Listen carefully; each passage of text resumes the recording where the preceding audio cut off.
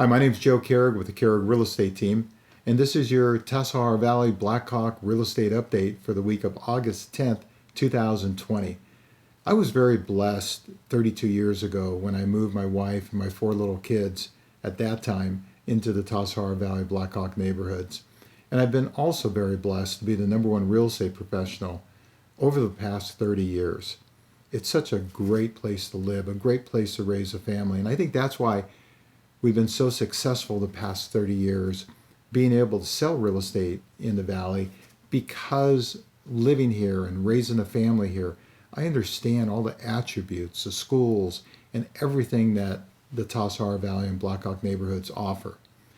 You know, one of the questions, I get a couple questions every week. Number one is, Joe, the market's super hot, but what's going to happen? What's unemployment going to do? What's the foreclosures going to do? Is that going to affect the market? And are we maybe looking at another 2008 because things are so super heated right now in the real estate market? And, absolutely not. What happened in 2008 because of the funny money loans and what we call the ninja loans, no income, no job, no assets, where all you had to do was fog a mirror to get a loan, and there was a lot of adjustable rate where interest rates started at 2, then went up to 5. So when the market corrected itself, which it always does, the past 42 years of professionally selling real estate, I've sold through 5 recessions.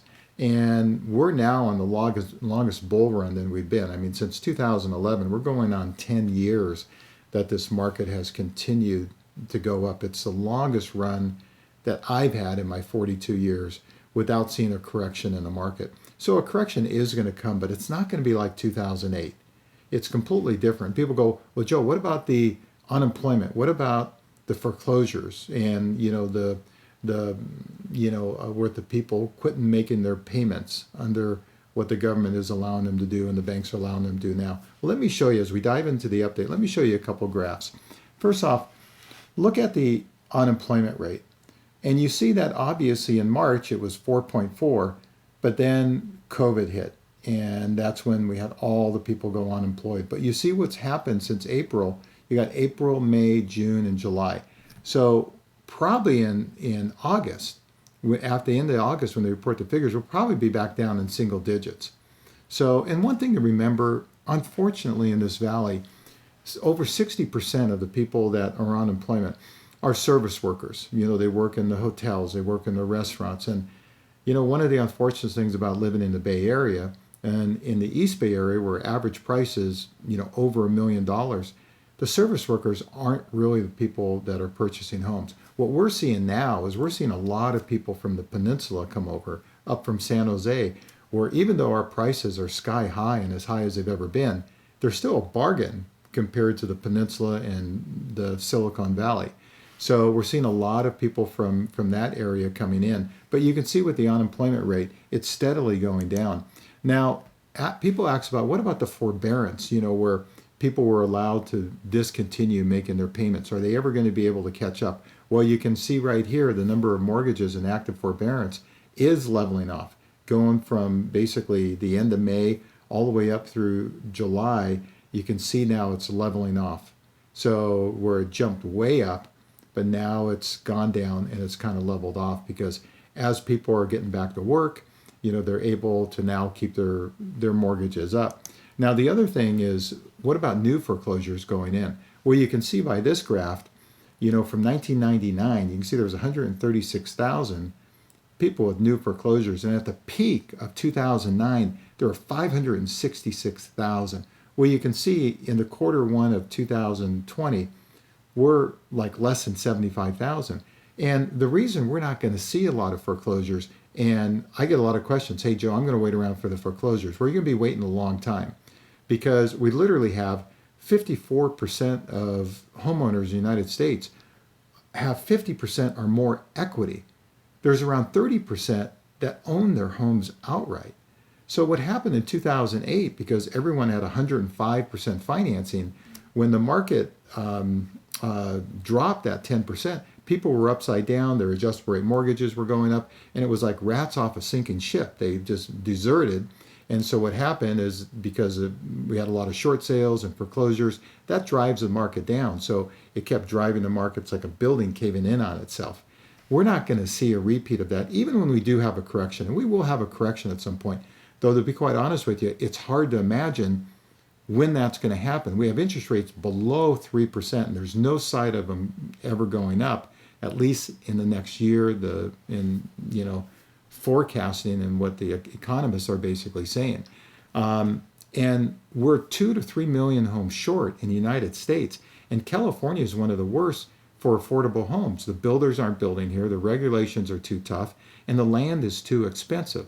So that shortage of homes, because everything is all about, when we look at the graphs, everything's about supply and demand. And right now there's very little supply, and I don't really see any end in sight. We don't really see an end in sight with the low interest rates. So the only thing that could really slow this market down a little bit is the fact that the buyers pull back. And as we get closer to the election, we might see a little bit of that, because here's what buyers don't like, nor sellers, nor anybody, is the uncertainty. And as we get closer to the election, because obviously, this is not like Clinton running against the elder Bush when one was a little left of center, one's a little right of center, but the country wasn't going to change a whole lot. The parties now are so far apart, and their thought patterns are so far apart about how they govern, taxes, real estate, and we'll get into that more as we get down the line closer to the election. But for the most part, there is going to be some uncertainty depending how the elections go. So if the demand pulls back, that might even out the market a little bit. But let's take a look to see what's happening.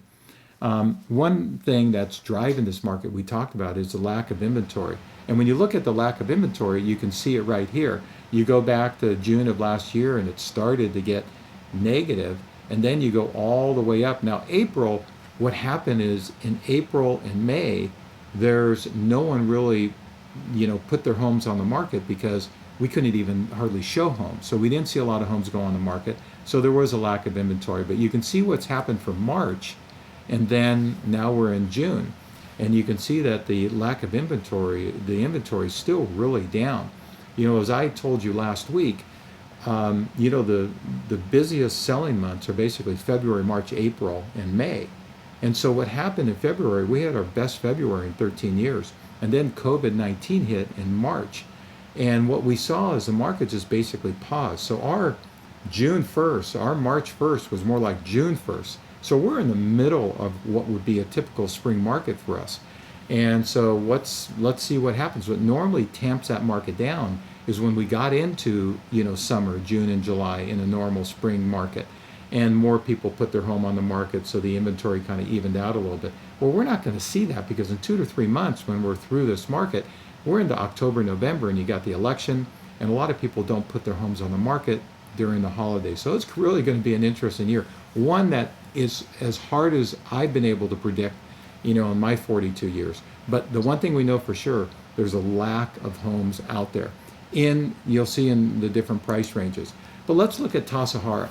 So the good part about Tassajara, you see the pending sales have backed off a little bit from last week, and the active properties have picked up a little bit. Those obviously coincide a little bit. So we're hoping that evens out the market a little bit, because it still is, whenever you have pendings outpacing actives, you have a seller's market. So we're still in a seller's market. And the same thing when you look at Blackhawk. That was Tassajara Valley in the 94506 zip code. In the Blackhawk, you see the same thing. I can't remember, and I've been selling real estate in Blackhawk for 32 years. We've sold 200 homes in Blackhawk. And I've never seen a time where we have 22 pendings and 22 actives, where there's as many pending sales as there is active. Never have seen that before.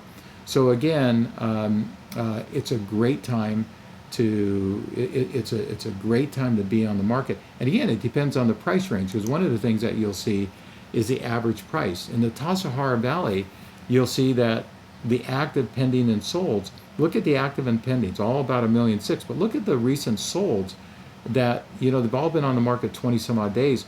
But definitely what people are doing is they're picking the low fruit on the tree.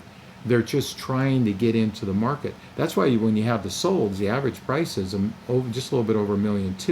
But now that inventory is basically burning off. There's just not a lot of inventory at that lower price. So you see now that the pendings, are up to an average of 1.6 million. And for weeks now, in the last couple months, everything's been selling at about 100% of asking. So let's take a look at Blackhawk. Now this is really interesting. Blackhawk, now there are no properties that closed the last week in Blackhawk, but there's still a number of pending sales. And if you remember last week, the properties that closed escrow were like $1.5 million, 1.5 million. Well, now those are getting burned off. All of those are selling. So look at the pendings now, 1.9 million. But here's the interesting thing. Remember we said we have 22 pendings that are averaging 1.9 million. We have 22 active properties that are averaging almost 2.8 million, and they've been on the market for 85 days. So you're definitely seeing the cherry picking going on the lower price ranges in Blackhawk also. So it's definitely an interesting market. People are cherry picking. It's a very active market out there. Now, every neighborhood, every home's a little bit different, especially when you get into the custom neighborhoods. If you have any questions at all and you want to reach out, just confidentially and no obligation. If you want some information on your home and where the market is right now and our COVID-19, how we're showing property, how we're selling property, just reach out. My cell number is 925-487-6838. Again, 925-487-6838. Email me at joe@kehrigteam.com or visit our website. We've got a number of new listings and coming soons in the Tassajara Valley and Blackhawk coming up. And that's www.kehrigteam.com. All of our listings have 3D Matterport walkthrough tours where you can actually walk through the homes, from your computer. Any questions at all, again, Joe Kehrig, 925-487-6838. Have a great week, and as always, may God bless you and your family, and may God bless the United States of America.